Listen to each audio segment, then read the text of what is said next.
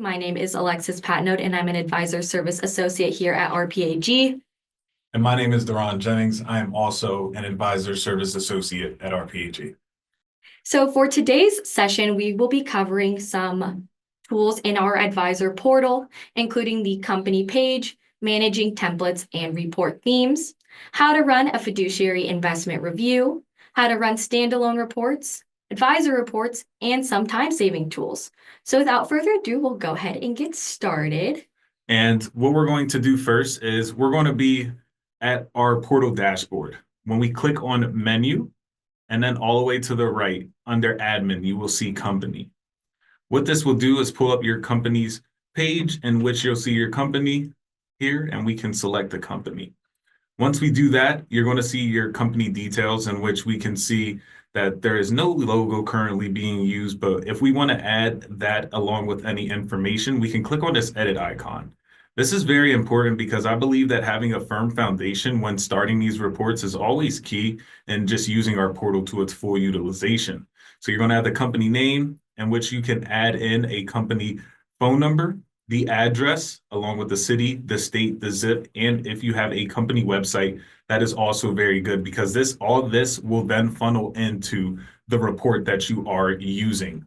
So we can then go to the location. So we have our primary address, but if we do have, for instance, I'm on the West Coast at the primary address at 120 Vantis, but then I wanted to add in an East Coast location for Alexis because Alexis isn't the only person that is going to, Alexis isn't the only member of our firm that is in our East Coast location. So what I can do is I can name this East, wherever it is, you can always change the name. And what we're going to do is add in the city. I'll say in Philadelphia, and then we can add in 1, 2, 3. We can add in the address for Alexis. Broad Street. Let's add that. We'll say it's in Pennsylvania. And then what we are able to do is then choose a phone number that we want associated with this. We can keep it to the same phone number, or we can add in our own personal one that will be for this location. Once we do that, we can then save this address. And you can create as many locations as you want. If you have an address that is going to be on the East Coast, in the South, in the North, wherever it is, you can name as many addresses as you want. Headquarters 1, headquarters 2, however many it is that you desire. So let me make sure that that's saved, in which we are able to now see our secondary address that we have added in. And then our points of contact is going to just be, this will not show up on any of your reports. This is just going to be for RPAG's internal use only. But with the locations, we will be circling back to that. So please keep that in mind. We also have some company information here with the number of licenses we are using, our clients, the number of clients that we have in the system, and our prospects. We can see the full list of our clients here as well, in which we're able to search up a specific client. We can see if they are currently using a client logo. We can see if they have a service or a sales consultant, where their address is, and the phone number that they have as well. And if we want to assign anything, if we want to assign any sales or service consultants, we can always do that within the client. Then to scroll down, we come down to the users page, in which you can see the number of users that are currently utilizing RPAG in our firm. So what we can see here is the number of users that we have, in which we can click through each of the 3 pages that we have of users filled, and we can see that the roles that they are assigned. If you ever have any questions on what the roles are for these users, you can always highlight over the question marks next to their names to see exactly what the role will grant that user access to. The most traditional and most used roles for users in our portal are going to be the sales and service consultant, as these are the ones that do associate you with the client or plan that you are going to be covering and being the fiduciary of, as well as the company admin. The company admin is basically going to be like the manager of the RPAG portal for your company, in which they can see everybody's clients, they have more access in the portal, along with they are able to make any changes to the company if needed as well. These last three are going to be ancillary. If you have any further questions on those, please email into our support box as we will be able to answer them there. But today, I'm going to be talking specifically from a company admin perspective, in which you're going to see that with the company admin, we are able to see when we come under to actions, we're going to see three options. We have the edit/view user detail, viewable clients and prospects, and edit roles. First, the viewable clients and prospects. Everybody who is associated in RPAG will be able to see the viewable clients and prospects by clicking on their name. And this is all of the clients and prospects that they can see in the system. The company admin, however, will be able to see all of the clients in the system, regardless of the ones that aren't their client. But for everyone else, whoever is a sales or service consultant will only see the ones that they are assigned to within the portal. Next is going to be the edit/view user detail. When we click on this, this is going to be how you would be able to add in any new members or change any information within the system. So we have the person's first name, their last name, their title. Then you can see here the primary address. The primary address we have as the West Coast office, but if we wanted to add in or change this from the primary address, we can do that by just simply clicking on a drop down and selecting the location. Once I have now selected the different location, whenever I go to create a report, instead of our West Coast office showing and appearing in a report, it's going to have our East Coast address whenever we create reports for this specific user.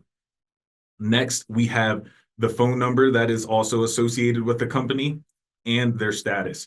If an advisor would like, they also can add in a picture of themselves and any advisor information that they wish as well.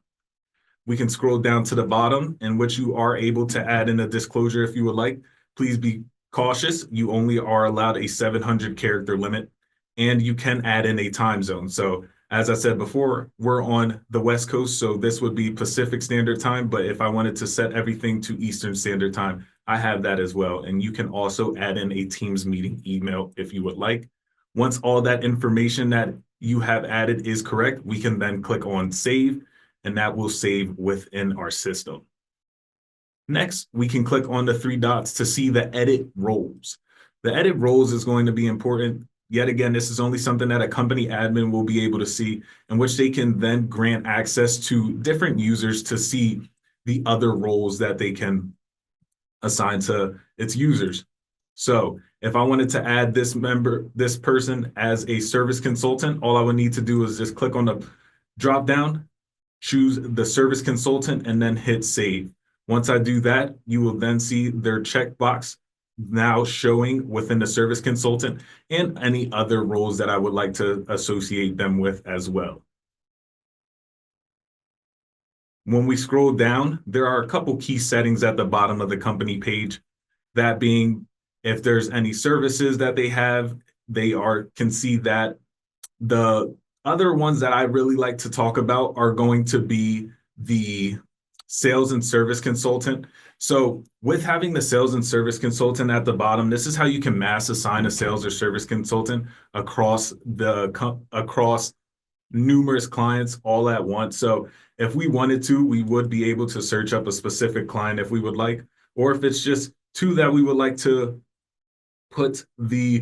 add a service consultant to, we can do that as well, so that we don't have to click into each individual client and add them one by one. So all I would need to do is just check the box, choose what type of consultant I would like to assign them to, whether it's a sales or a service. Once I do that, all I would need to do is look up that person's name.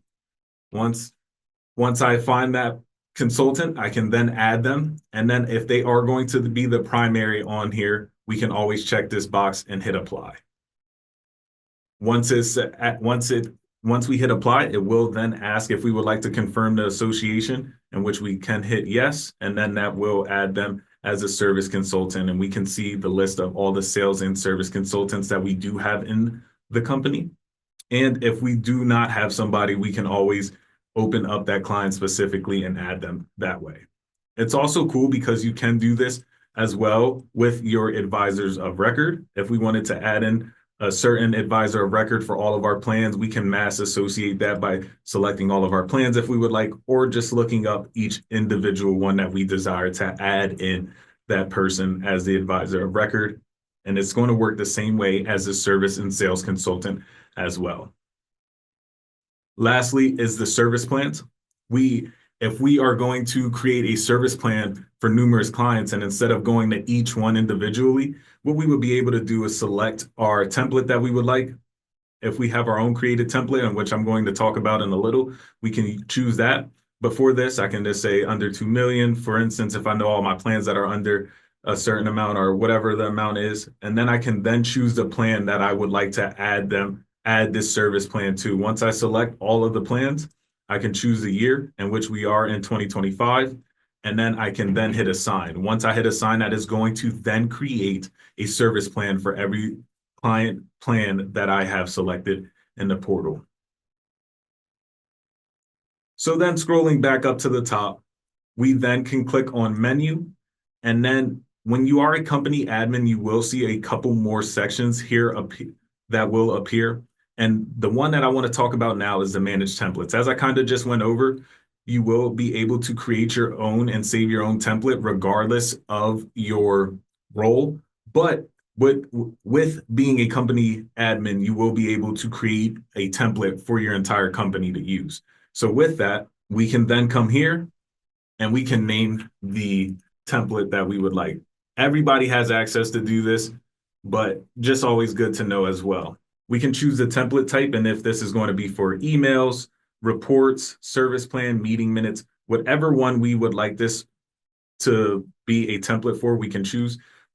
We tend to see most members using it for a report, as it will allow you to choose the report type. So if you create a template for a service plan, it will not be the same as the report type for your fiduciary investment review. Same goes if you're creating a fiduciary investment review template, you will not be able to use it for any of these other reports. You have to create a template for its own specific report. So then if I would like, I can add it to the RPAG templates, or I can just leave that blank and it will allow me to create my own and choose from my own templates that I've created. So now that we have started that step, we can now see that you can choose any of the categories that you would like to add into your report template. And for this one, I can click and drag and move over, and then it will then start to build out, in which all I would need to do is just click on the features, whatever it is that I am looking to add in. Once I want to add something in, all I would need to do is just click on the plus icon, and from there it will show. It's not going to populate with all of the information for some of these reports, because it's just going to be the general template, in which whenever you go to create this for that specific client, the remaining categories will fill in from there. Once we add in all of our categories that we would like, it looks good. We want to make sure that everything is up to par with our standards and looks good. Then we will be able to save this template. You can also save it as a copy if you want to work off of this template. You can save that as a copy and continue on from there. Next is going to be how we can go back to manage templates and just see that we have created it, the date that it was created on, who it was created by, and then the type of report that it will be. We can always filter the type of reports as well, in which we can see like, okay, like let me see all of the service plan templates that we have. I can select that, the meeting minutes, whatever it is. Once you select it, you will be able to see all that were created. We can delete them, or we can always edit them if we want to modify any of the changes that we have made on a report. You also have the ability to save these as you go whenever you're creating these templates with any of the reports that you are running in our system as well. So that is very good to know.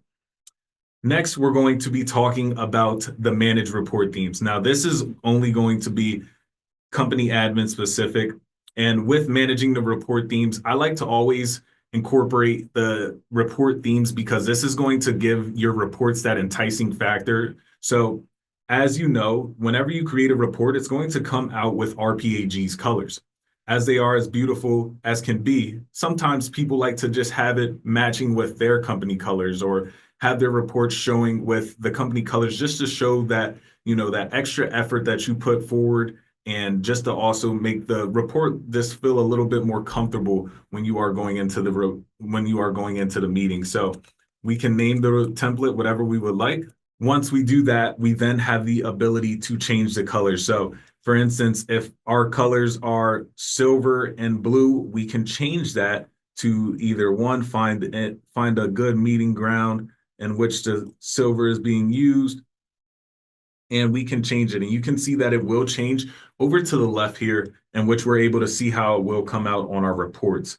Sometimes people will have the specific codes and numbers for the colors that they are using in their company, and you can always type those in as well to find that specific code. And you can always change the font color as well if we are going to be making any changes and want to make sure that we can see everything. You can go through, change all of these colors how you would like.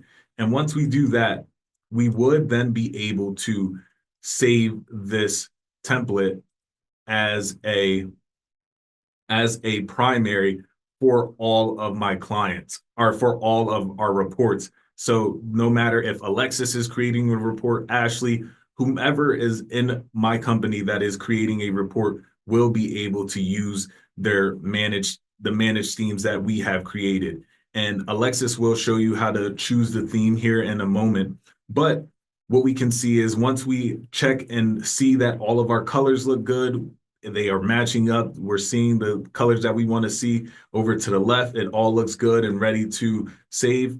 I'm then going to just make sure that I have all of my colors correct, in which I want it to all be, blue. Once we have all the colors as desired, we then can click save. Once we click save, you're going to now see all of the report themes that we have created, in which if I wanted, yet again, if I want everybody in my company to use this, I can have this as the default instead of the RPAG ones. It will automatically populate at the top of all of our themes because it is the default theme. You can always change it no matter what, but just moving forward, all of the themes will always start in this color. And if we ever want to edit those, I can always make sure to edit by selecting this icon. And then if I want to delete that theme, I can always delete that as well. Please always be aware that it will have the date that you have created it, as well as the person who did create it right here as well. And there is no limit to this. You can create as many themes as you would like. The same goes for your templates. You can create as many templates and themes, really giving you the ability to create and customize within our portal as much and as best as you would like. I'm going to now hand it over to Alexis, who will go through these reports with you.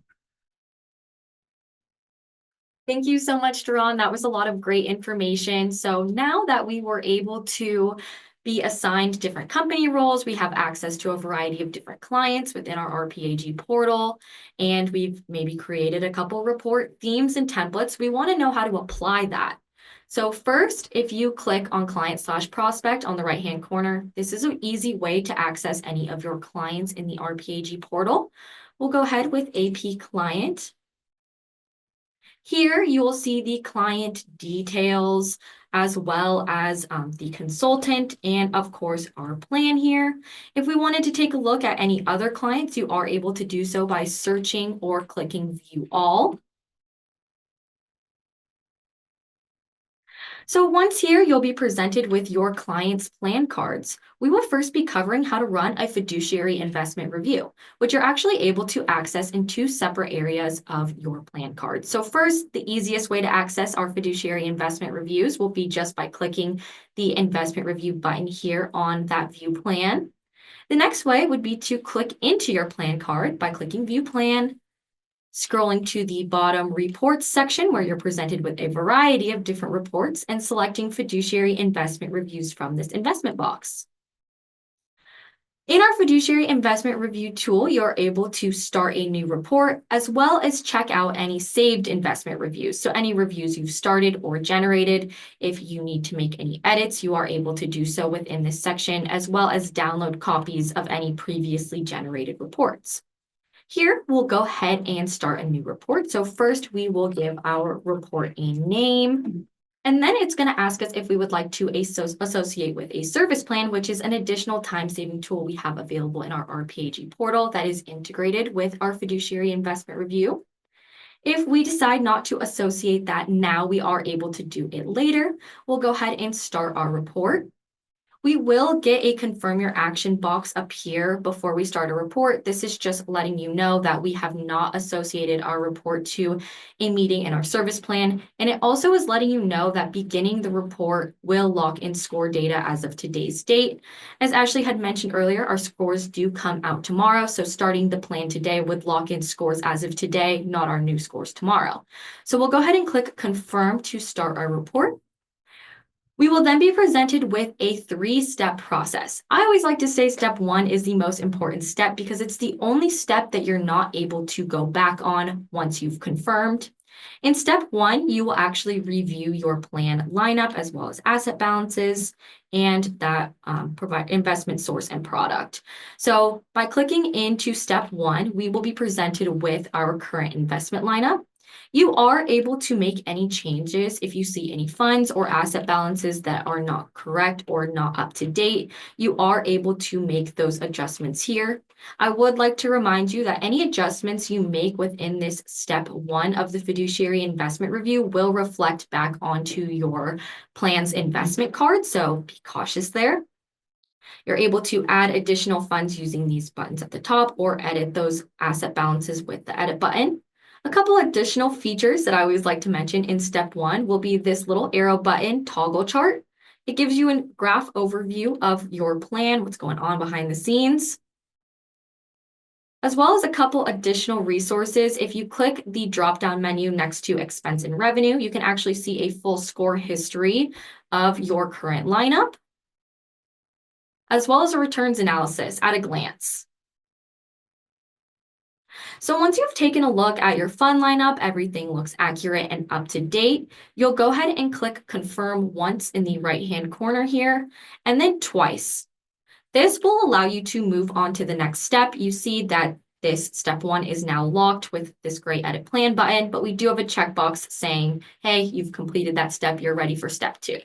So step 2 is going to be our considerations step. So this is where you will review considerations based on our RPAG score system methodology and then make any appropriate changes that you feel are necessary. You'll first select a mapping strategy. So your mapping strategy is going to be the way the system recognizes how they should recommend funds that are based on what you select. So if you select RPAG CIT focus list, map all funds, for example, you can hover over these question mark icons to see exactly what they do. But this mapping strategy is letting you know that it's going to map all of your funds to available RPAG CITs. The next strategy is letting you know that it is only going to map funds up for elimination, so receiving a score up for elimination to RPAG CITs. My fund menu is letting you know that it will map your funds to funds that you've created if you've created a My Fund menu. My Fund menus are great if you have a list of funds that you typically select from for considered funds. You're able to select that here.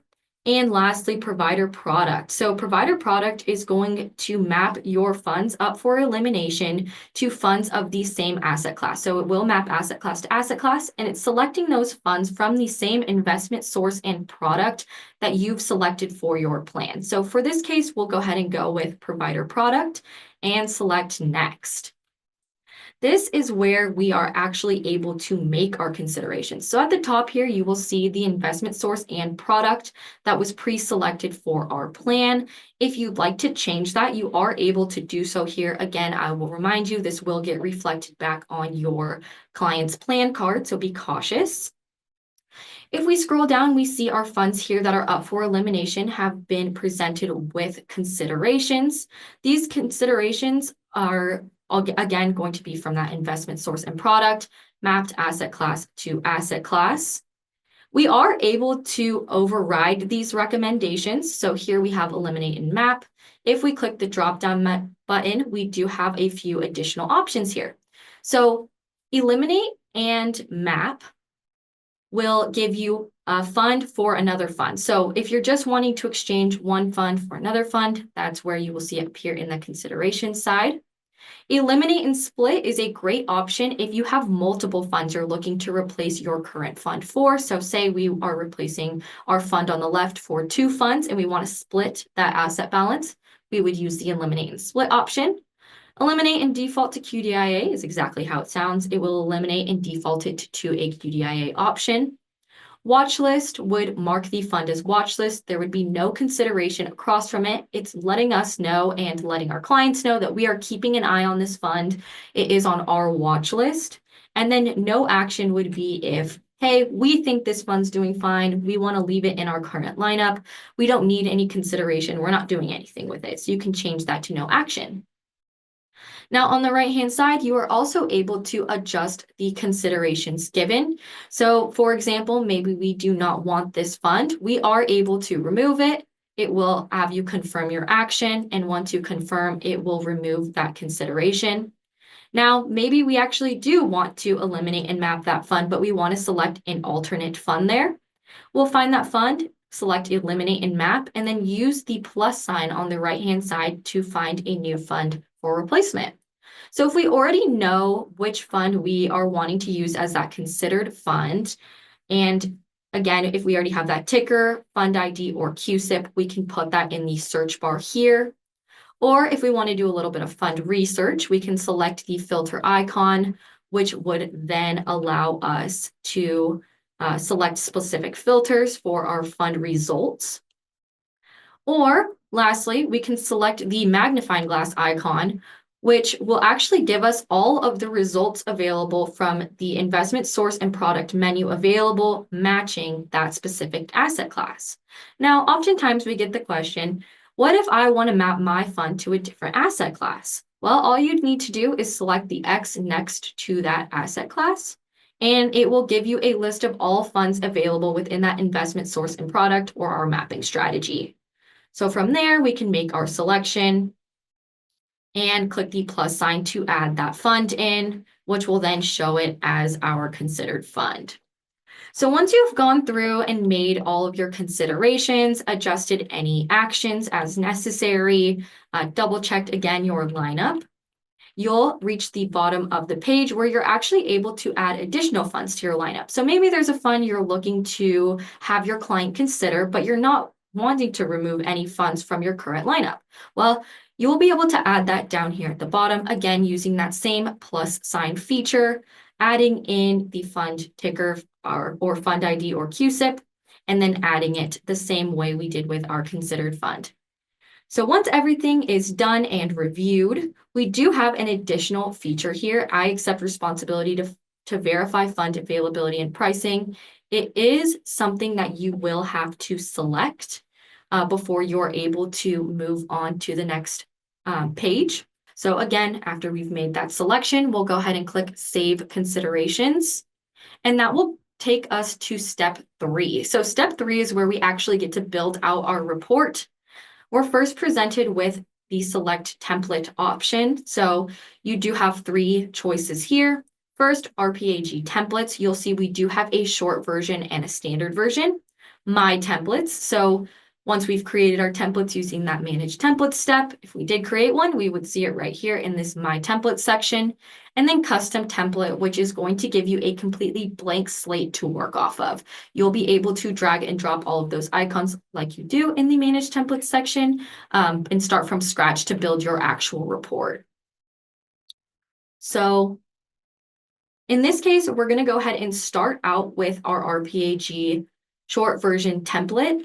This is a recommendation I often give. If you're unsure what your report layout, what you want it to look like, our short version definitely gives you a great starting layout that you can build off of and find what flows great for you.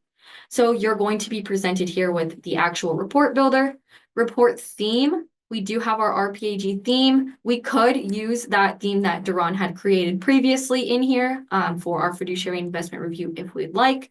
We'll stick with RPAG theme for this demonstration.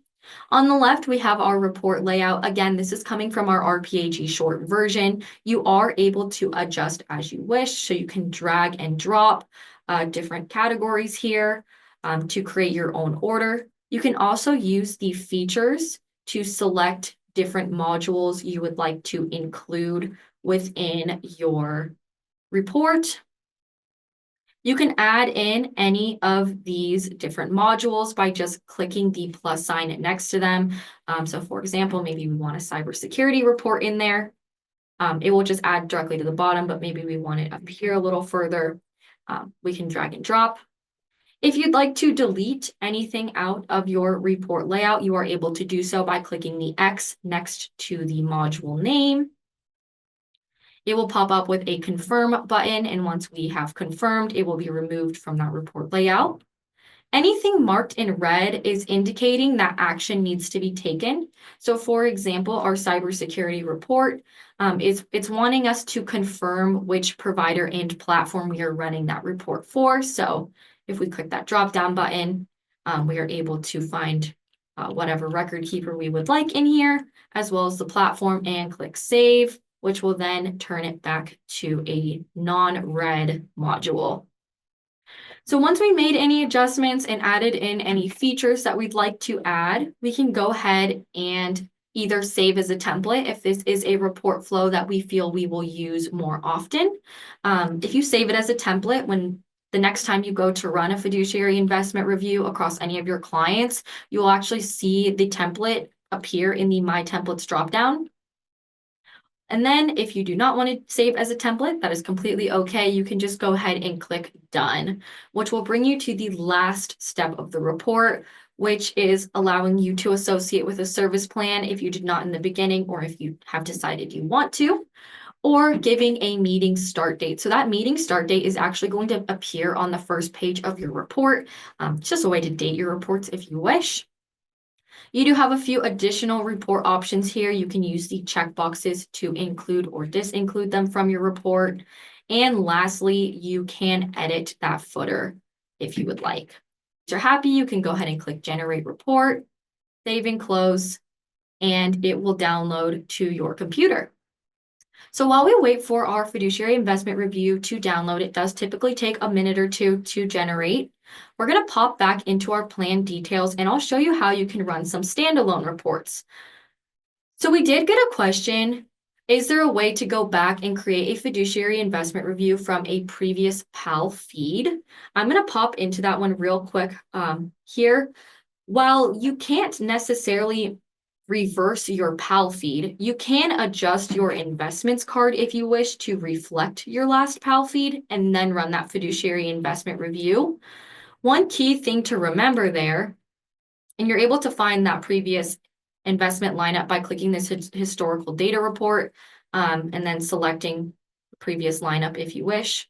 One key thing to remember here, though, was when we started our fiduciary investment review, we did have to lock in the scores as of today's date. So something to keep in mind, if you're using the previous PAL feed, you might see up-to-date scores depending on when you're actually starting that report.